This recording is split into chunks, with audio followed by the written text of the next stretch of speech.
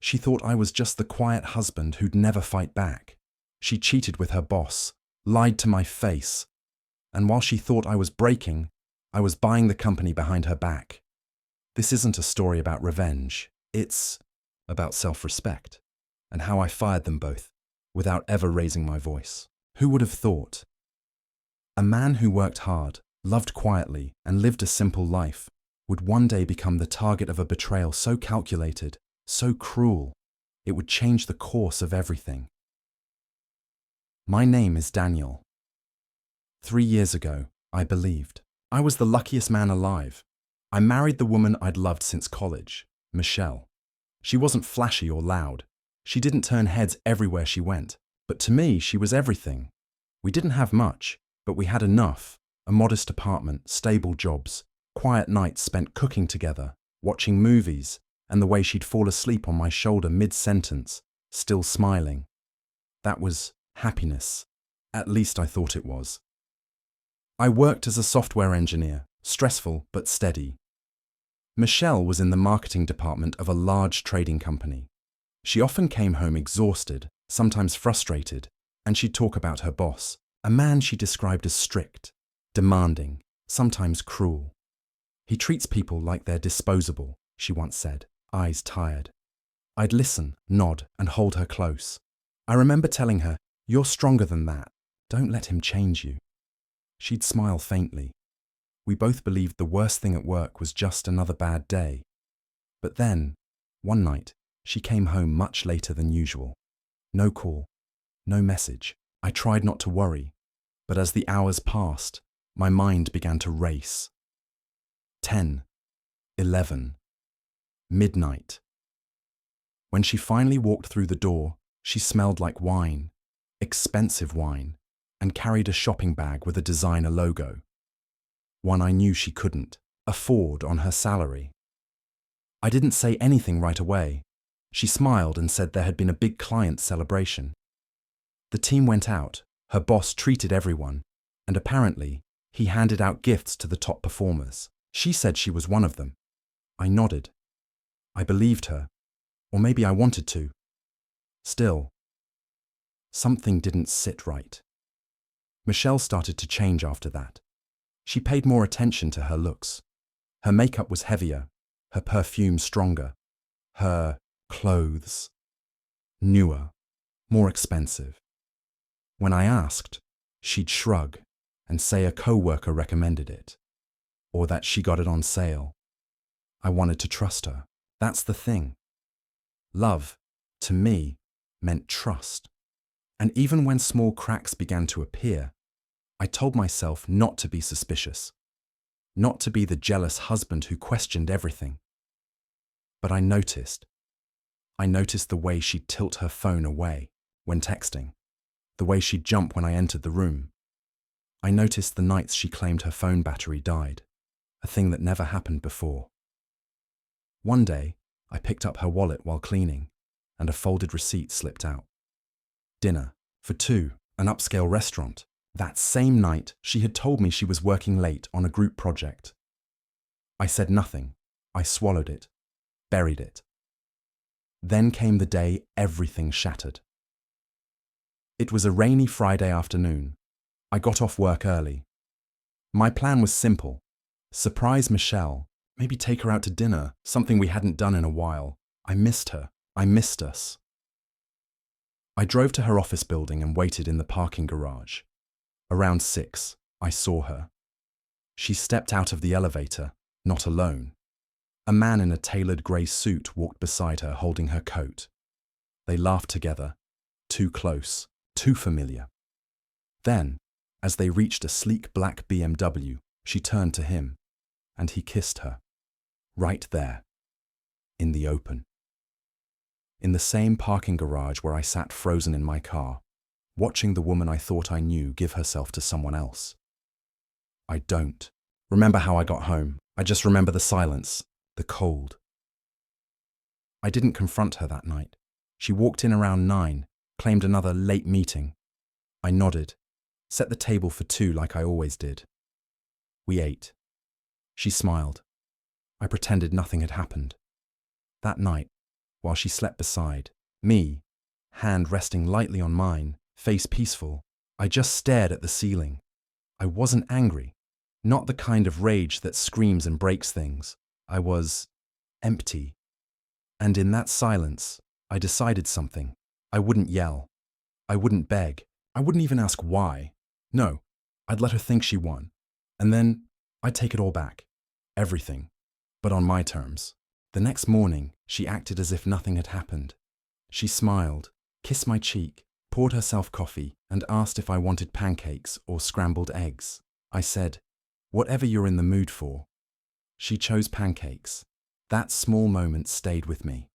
The way she looked so normal, so practiced, like lying had become part of her routine. But I didn't call her out. Not yet. Instead, I watched. That became my quiet routine. Not accusing, not confronting, just watching. Every word, every movement, every excuse. She was unraveling, even if she didn't realize it. And the more I remained silent, the more uneasy she became. She'd glance at me a little too long, as if searching my face for signs of suspicion. Sometimes I'd catch her staring at my phone when she thought I wasn't looking. One night, she even asked, "Is everything okay with us?" I looked at her for a few seconds longer than I should have, and simply said, "Why wouldn't it be?" She laughed nervously, nodded, and changed the subject. About a week later, she suggested we go on a weekend getaway, something spontaneous, just the two of us. I agreed.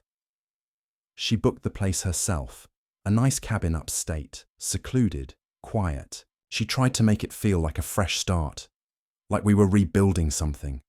And to be fair, she tried. She really did. Cooked for me, rubbed my shoulders while I read, even cried at one point, telling me how stressed she'd been with work, how much she appreciated me. I held her hand, said I understood, but deep down, I knew none of it was real, because during that entire trip, her phone never left her side. Not once. Even when she slept, it was under her pillow. I'd seen enough. A few nights later, she came home from work, eyes red, mascara smudged. She walked in slowly, dropped her purse on the floor, and collapsed on the couch. I sat across from her, waiting. "I did something terrible," she whispered. I didn't move. She looked at me, eyes glassy. I crossed a line. I got too close to someone I shouldn't have. There it was, her version of a confession. I asked calmly, "Is it someone from work?" She nodded. I stayed quiet, letting the silence stretch between us. She leaned forward, burying her face in her hands. "It's over. I ended it. I swear. It was a mistake, Daniel. A stupid, horrible mistake." I stared at her for a moment. "Why him?" She looked up, startled. "Why your boss?" I said, voice even. "Out of all people." Her mouth opened, but no sound came out. "I guess I was flattered," she finally muttered. "He made me feel important, desired."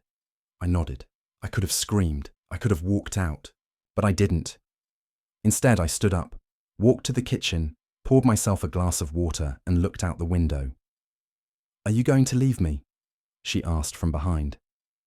I turned my head slightly. "Do you want me to?" She shook her head, violently. "No, I want to fix this." I walked back toward her, sat down slowly. "You can't fix something you broke on purpose," I said softly. "But you can stop pretending like it was a one-time thing." Her face crumpled. She tried to speak, but I held up my hand. "I'm not going to yell. I'm not going to shame you, but I need you to know I saw you that night in the parking garage." Her entire body froze. "I was in the car, a few feet away. I saw him kiss you." A gasp escaped her lips. She covered her mouth. "I didn't come home and break things," I continued. "I didn't call you names. I made you dinner. Because I wanted to see if you'd lie to me again." Tears streamed down her cheeks. "Daniel, please." "I've heard enough," I said quietly. Now it's my turn. She blinked. Your turn. I stood. You're not the only one who's been keeping secrets. And with that, I left the room. That night, I didn't sleep next to her. I took the couch, and I thought about everything that had led to this point. But I wasn't falling apart. I was oddly calm, because for the first time, I felt the power shift. She was crumbling, and I was rising. She had underestimated me, thought I'd beg or break. But I had something she didn't. A plan. And that plan, it started with a phone call I made the next morning to an old friend, a lawyer, someone who owed me a favor. It was time to stop being the man who forgave in silence. It was time to become the man who took back control. The next morning, Michelle was in the kitchen, her eyes swollen, moving around like a ghost of herself. She barely touched her coffee, didn't ask me any questions, just hovered, like she was afraid of saying the wrong thing. I showered, got dressed, and grabbed my laptop bag like usual. You're going to work? She asked, her voice small. I nodded. Why wouldn't I? She didn't answer. I could feel her eyes on my back as I walked out the door. What she didn't know, what she could never have imagined, was that I hadn't been working for the past month. I had quit quietly after I landed something better. Much better. A startup had offered me a CTO position, more freedom, better money, equity. I'd been working remotely, building in silence. While she was busy sneaking around, I was building something of my own, and most importantly, something that would connect me to the very company where she worked. I spent the morning reviewing documents my lawyer friend had sent over. Details about a potential acquisition, a struggling company in marketing and logistics, bleeding cash after some bad executive decisions, the same company Michelle worked for. I smiled to myself. It's funny how fate folds in on itself. The company had been seeking outside investment, desperate for a bailout. Through my contacts at the startup, we had positioned ourselves as the anonymous angel investor group. They didn't know my name was behind it, but they would. Soon. That evening, Michelle tried again. She came into the living room, hair still, damp from a shower, and curled up next to me. You've been distant, she said quietly. I didn't look at her. You don't touch me anymore. I haven't left, I replied, eyes still on the TV. That's more than I can say for you, she flinched. I told you I ended it. I know, I said. I just don't know why you started it in the first place. She bit her lip, unsure how to answer. I turned the TV off and looked at her. What exactly did he offer you? Promotions? Expensive dinners? Did he make you feel like you were more than just someone's wife? Her eyes widened. That's not fair. Neither is watching your wife kiss another man and still cooking her dinner afterward, I said, my voice calm but edged. So let's not pretend anything's fair now. She reached for my hand, but I stood up. Michelle, you think I'm weak. I get it. You think I'll just fade into the background, let you rewrite our history as some sad little mistake. She shook her head, tears rising. No, that's not what I... But I haven't been doing nothing, I said, walking toward the hallway. I've just been choosing the right time. She looked confused, maybe even scared. What does that mean? It means, I said, pausing at the doorway. You'll see. The next week, Michelle was different. She started checking in. More. Calling during the day. Sending sweet texts. Cooking dinner before I got home. Asking if I wanted to go out on the weekends. I played along. I answered politely. Let her believe, just for a little while, that things were softening. That maybe I was moving toward forgiveness. But I wasn't. Forgiveness requires remorse. And real remorse doesn't show up only when someone's afraid to lose what they took for granted. No, this wasn't about love anymore. It was about closure. Mine. At night, I stared at her while she slept. The woman I used to adore. I didn't feel hate. I didn't even feel anger anymore. I felt nothing. That was the scariest part. And she felt it too. She began spiraling, checking my phone when I left the room, asking if I was seeing someone else. I didn't confirm. I didn't deny. I let her stew in the silence she once gifted me. And all the while, the final pieces were falling into place. One evening, I got a call. "We're ready to move forward," my lawyer said. "The company's board has agreed. They're bleeding money and just want to save face." I nodded, pacing in my study. "And the boss?" "Still CEO. Still clueless." I smiled. "Good. Let's keep it that way." I ended the call and sat down, staring at the company's logo on the acquisition papers. The same company that Michelle's boss, her lover, had nearly run into the ground. Soon, I'd own it. Every desk, every chair, every boardroom. And when I did, they wouldn't see it coming. Not him. Not her. Especially not her. Michelle's boss, Jonathan, was the kind of man who thought the world bent around him. Wealthy, well-connected, arrogant in the quiet way some powerful men are. The kind of man who wears tailored suits and makes waiters nervous. I had never met him formally. I'd only seen him from a distance that night in the parking garage. But I knew everything I needed to know. The way he looked at Michelle, the way she looked back, the way he didn't bother hiding it. He didn't think I mattered. That would soon change. It was a Tuesday afternoon when Michelle came home pale and shaken.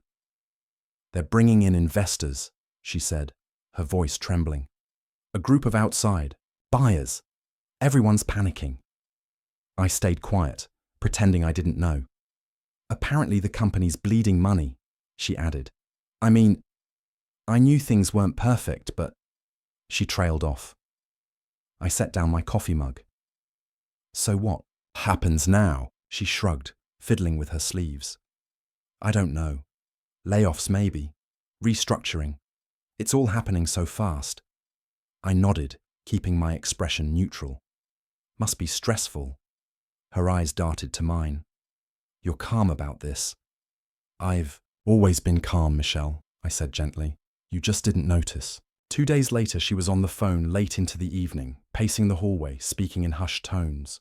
I didn't need to eavesdrop to know who she was talking to. "Jonathan, I don't know." "Yes, I'm worried too." "No, they won't. Find out about us." I ended it. "It's done." I closed my eyes and smiled. If only he knew how done things really were. The next morning, I received final confirmation. The acquisition would be announced by the end of the week. Legally, I would not be named in the public documents, but within the walls of that company, I would hold the reins. Power changes hands quietly, often without ceremony, and this time it would be no different, except I was going to enjoy watching it unfold. And so I sent an email, just a short, polite message, sent from an anonymous address, not to Michelle, to Jonathan. Subject: "You should be more careful." You never know who's watching the garage cameras. You never know who her husband might become. No signature, no threats, just enough to make him sweat. By evening, Michelle was visibly on edge. "Jonathan's acting strange," she muttered over dinner. "He snapped at 2 people today, locked himself in his office for hours." I feigned concern. "Maybe he's stressed about the buyout." "Maybe," she mumbled. "He's been paranoid, kept asking me if I told anyone anything." I looked at her for a long moment. "Did you?" She shook her head too quickly. Her hands were shaking slightly. I didn't point it out. "You sure you're okay?" I asked gently. I don't know what's going to happen," she whispered. "Neither do you," I thought. That weekend, I received a personal invite from the acquisition firm's managing partner. The board wanted to host a private welcoming event for the new owners and senior leadership. It would be small, exclusive, discreet. I replied, "Yes," and I made sure Michelle wouldn't know I'd be in the building.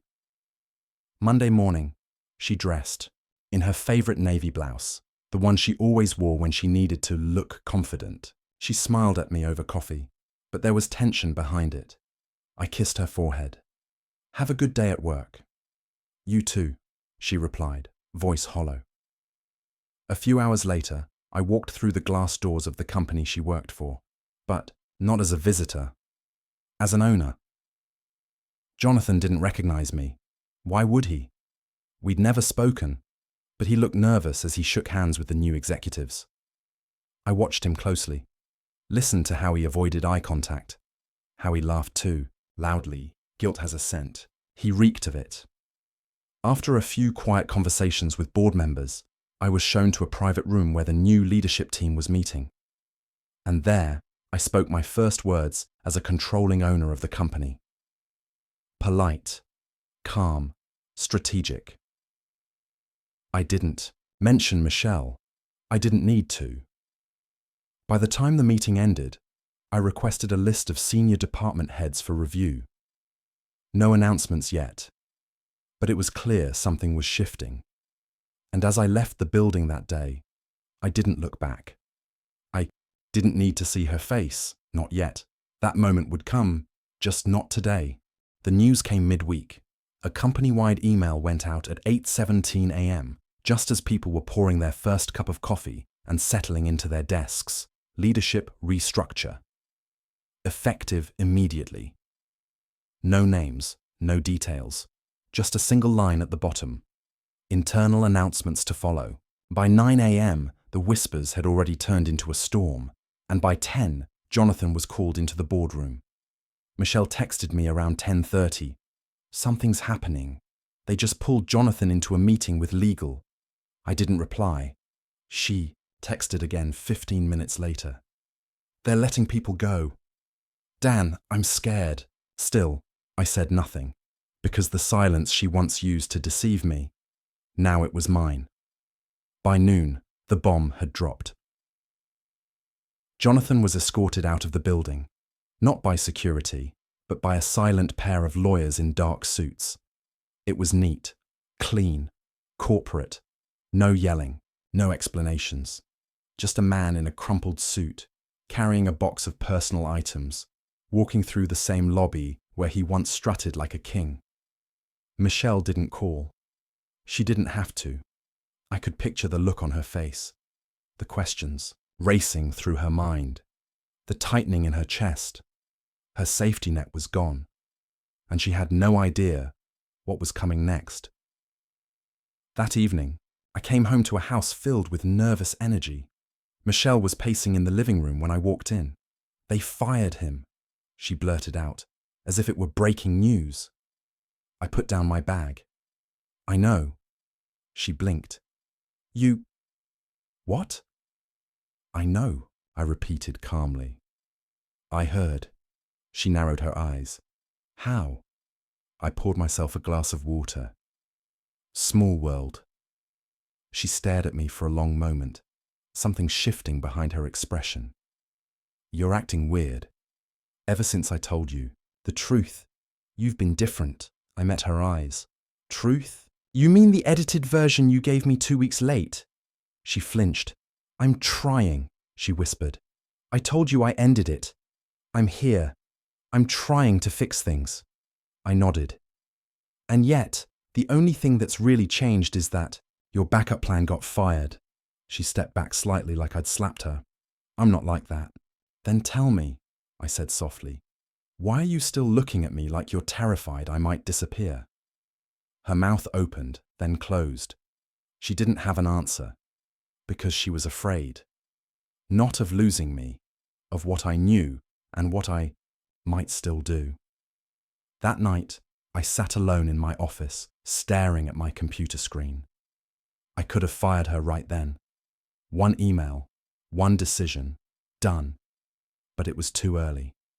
See, Michelle was still clinging to a version of me that no longer existed. The passive, patient man who put love above pride. She still thought she had a chance to fix things. What she didn't know was that she was standing on ice, and it was already cracking beneath her. Over the next few days, the office descended into confusion. People were reassigned, projects were frozen, rumors ran wild. Michelle came home late, distracted, worn out, there, auditing the entire department, she said one night. HR called me in for a review. I nodded. That must be hard. She studied me, her face pale. You know something, don't you? I didn't respond. She stepped closer. Daniel, are you involved in this? I raised my eyebrows, pretending to be confused. In what? The buyout, she whispered. The firings. Everything. Are you part of it? I tilted my head. You think I'm capable of that? She hesitated. Then, almost too softly. Yes. I gave a small smile. That's the first honest thing you've said to me in months. She looked like she might cry, but I didn't comfort her. She had made her choices. Now she would live with mine. The next day, the department leads received a memo. All senior staff contracts are under review. Past ethics violations, internal, complaints and performance records will be re-evaluated for retention eligibility. It was written in legal language. Cold, precise. But beneath it, there was only one message. You are not safe. Michelle didn't come home that night. She texted me at 11:08 p.m. I'm staying at a friend's. I need time to think. I didn't reply. I didn't even finish reading the rest of the message, because her silence no longer mattered to me. Not now. Not anymore. A week passed. Michelle didn't come home. She called once. I let it ring. She texted 3 times. I didn't reply. On the outside, I was the same man.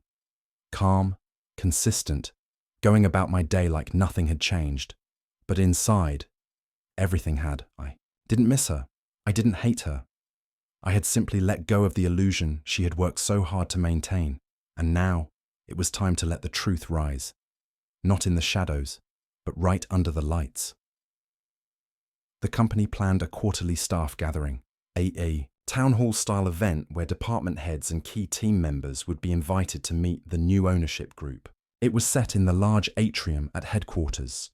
Food, champagne, name tags, speeches, and one announcement left for last. I walked in quietly, dressed in a charcoal suit. No one recognized me at first. I wasn't the type who craved attention. I blended in, just another executive in the crowd. Michelle was there. I saw her before she saw me. She looked tired, nervous, makeup thinner than usual, hair pulled back like she didn't have the energy to pretend anymore. She was standing with a few colleagues, a flute of champagne in one hand, laughing at something someone had said, though it didn't reach her eyes. And then, across the room, our eyes met. Her smile vanished. Her hand trembled. She blinked, as if trying to confirm I was really standing there. I gave a polite nod and turned away. The speeches began. One of the board members introduced the new ownership group, spoke in the polished language of mergers and transitions. A few polite claps, a few yawns. Then came the final remarks. We'd now like to formally introduce a very quiet but very key figure in our transition, the speaker said. Someone who has believed in this company's potential and who now holds the controlling interest. There was a pause. And that person is Mr. Daniel Whitmore. Silence. The name echoed. People turned. And then, Michelle dropped her glass. It shattered at her feet. I walked slowly to the front. The applause was awkward, unsure. All eyes on me, especially hers. I took the mic. Thank you, I said simply. I'll keep this brief. I paused, letting the silence hold. This company, like many others, has gone through difficult times. Mistakes were made, trust was broken. But from this moment forward, we begin again. I scanned the room. I didn't look at Michelle. Not yet. Today, I'm not here to boast. I'm here to reset the standard. We'll be cleaning house, not to punish, but to rebuild. I glanced at the front row. And for some, that means stepping aside. I handed the mic back and walked off the stage. No theatrics, no pointing fingers, just a truth that couldn't be undone. As the crowd dispersed, I saw Michelle moving toward me, quickly, her heels clicking against the marble floor. Daniel, she whispered, pulling me aside. What? What was that? I looked at her. Serene. That was me. What does that even mean? I leaned in slightly. It means this is my company now. She stared at me, mouth slightly open. You knew all along, she said softly. I didn't answer. You planned this. Still, I said nothing. You watched me break everything, she choked. And you just waited?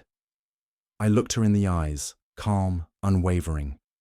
I gave you every chance to come clean, every night, every silence. I gave you time. What you did with it was your choice. She shook her head. So what now? You're going. To fire me too? I raised an eyebrow. Michelle, you don't work for me. You work for the company. But let me ask you, do you think you still belong here? Her lips quivered. I didn't need to say more. She already knew. I walked away before she could say another word, because some endings don't need dramatic conclusions, they just need clarity. And Michelle had just seen it. Sharp and final. That night, I sat alone on the balcony of my apartment. The same place where Michelle and I had shared wine and laughter not too long ago, where she once leaned her head on my shoulder and told me she couldn't imagine life without me. It's strange how memories don't disappear. They just lose their warmth. I looked out over the city, the lights flickering in the distance. Somewhere out there, she was probably still awake, still trying to figure out how everything slipped through her fingers. But it wasn't about her anymore. It hadn't been for a while. This wasn't about revenge. This was about respect, about reclaiming the self I gave away so freely for love that wasn't real. And now, I had it back. The next day, Michelle emailed her resignation. No goodbye, no parting words, just a cold typed subject line, effective immediately. I didn't reply. Her departure was quiet. No boxes, no tears. She didn't stop by my office. She didn't leave a note. And that silence was enough. Not because it hurt, but because it confirmed something I already knew. She was never strong enough to face the truth. A few weeks passed. The company began to stabilize. The right people rose. The wrong ones fell away. My name remained behind the curtain, not anonymous, but deliberately quiet. I didn't need credit. I just needed peace. And I had it. People treated me differently now, with deference, with curiosity, with admiration. But I never chased those things. They came after I stopped trying to prove anything. That's the thing about power. The moment you stop needing it, it becomes yours. One Sunday morning, I took a walk through the park. The sun was rising, soft and golden. I stopped at a bench near the lake and just breathed. I wasn't thinking about her anymore. I was thinking about me, about what I had let slide, about the man I had shrunk down into, just to be someone's idea of safe. But the truth is, I wasn't meant to be silent. I was meant to build, to lead, to rise, and I had, not by destroying her, but by refusing to let her define me. A week later, I received a letter, handwritten. No return address. It was from her, Michelle. She didn't beg. She didn't ask to come back. She simply said, I understand now. What you did wasn't cruel. It was honest. You let me fall on my own. And somehow, that hurt more than any scream ever could. I hope you find someone who never makes you question your worth again.